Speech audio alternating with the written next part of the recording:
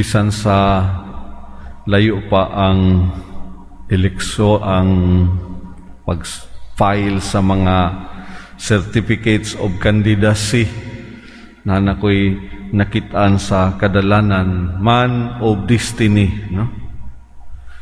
Kaniadto ambot wa ko kasabot o wa ko kaila kinsa akaha ang gipasabot niini, man of destiny, no? Pero sa ngadto-ngadto murag nag-file na og mga certificates of candidacy o sugod-sugod ng mga kampanya. So doon na may gawas nga mga pangalan nga kinsa kaha kining man of destiny. Apan maubag gayud kaha kini, no? Ambot lamang human sa Mayo 9 diha pa nato mahibaw-an. Mga igsuon diha sa atong mga pagbasa karon, taas-taas sa unang pagbasa gikan sa basahon sa Genesis o gusab sa Ebanghelyo ni San Mateo. Duha ka mga pangalan nga mailan na nato, no? The sentence man of destiny is very biblical, very scriptural. Kay nailhan nato kini ang kinabuhi ni Jose sa unang pagbasa. Usab kini atong nakita diha sa kinabuhi sa atong Ginoong Hesukristo nga gitawag pili gani diha sa Ebanghelyo ni San Mateo pagpadayag nga siya gayud ang bugtong anak sa Dios nga mianhi sa kalibutan. Sa katapusan gipadala sa Dios ang iyang bugtong anak, dili aron sa pagsilot kundi aron sa pagluwas, no? Man of destiny.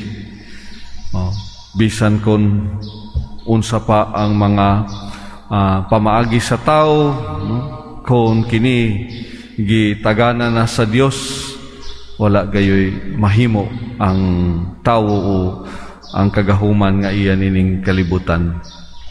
Sa mga pulong sa among founder Father Joel Chevalier, kanunay may favorite line sa iyang mga pagpanulat.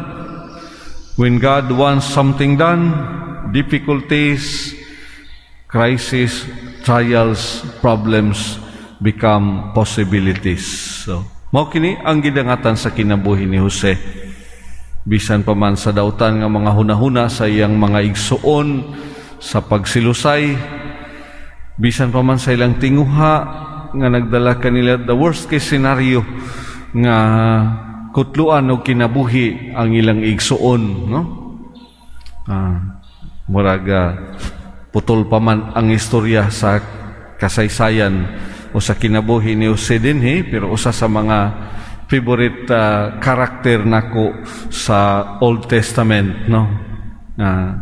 Unsa unya ang gidangatan sa iyang kinabuhi, nahimo siyang gobernador dito sa ilang yuta sa Ehipto, sa dihang adunay kagutom, kalisod. Ang iyang mga igsuon nagpakiluoy ngadto kaniya, no? Salamat sa Ginoo nga buhi pang ilang amahan nga naglukmay sa kasing-kasing ni Jose, you know? And remembering the priest who added another name sa akong baptismal certificate sa dihang gibunyagan ko. Naningon ang pari, dili butangan gayud og pangalan sa santo kining bataa. Muna nga bisan ang akong birth certificate o sara ka pangalan in my baptismal certificate nahimo ng Rinante Joseph, no? And mapasalamaton kaayo ko sa dugang name nga naghatag og pagpakahulugan sa kinabuhi. Ug mga adlaw sa ulogon nato ang kapistahan ni Senyor San Jose, ang bana ni Maria, gitawag og gipili usab nga mahimong amahan sa kalibutan sa atong Ginoong Hesukristo. Man of destiny, mausab kini ang gidangatan sa kinabuhi sa atong Ginoong Hesus Kristo. Ang bato nga gisalikway sa mga magtutukod kay walay kapuslanan, nahimo hinuong bato nga labing importante. Buhat kini sa Ginoo o kahibulungan gayod kini. Atong giawit diha sa Salmo sab, no? Nga unta hinumduman nato ang mga katingalahan nga nahimo sa Ginoo diha sa atong kinabuhi. Kinsay makatugkad sa mga pamaagi sa Ginoo? Bisan ang mga hiwi o dautan nga hunahuna sa tao, bisan ang hiwi o dili maayo nga mga pamaagi sa tao, tuliron gayud kini sa Ginoo. Pagampo mga igsuon, alang nini atong nagsingabot nga piniliay alang din sa atong nasod, no? Sometimes tagsa-tagsa kanato dunay mga pangutana, asa man ang simbahan karon, asa man ang mga prophetic roles sa simbahan, managlahi ang mga hunahuna, no? Gihapoy naghupot og mga hunahuna, og mga pagbati nga dili dapat manginlabot, no? Ang simbahan o ang mga pangulo sa simbahan, apan dagan usab nga naglantaw binasi diha sa inspirasyon sa balang espiritu unsay kinahanglan natong buhaton aron magiyahan ang atong katawhan. In the end, sa katapusan, kinsa gayud, no? Ang destinado diha sa pagpangulo sa atong nasod, pagpangulo sa probinsya, sa atong syudad, no? Pagampo nato nga ang nahisubay diha sa kabubuton sa Ginoo mauunta ang mahimong mananaog o mauunta ang buligan diha sa grasya.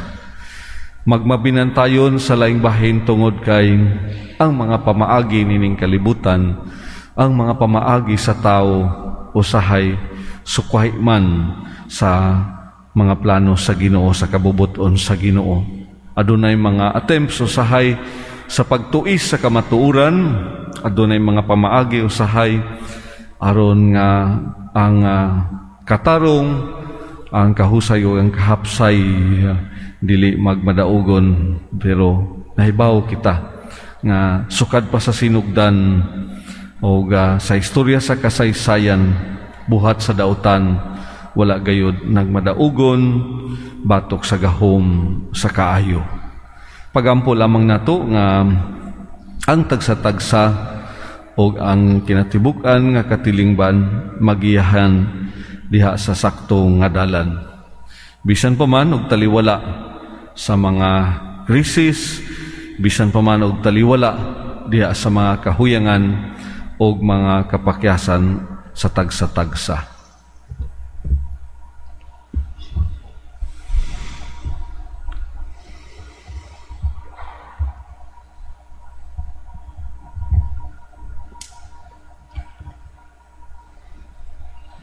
Palihog manindog.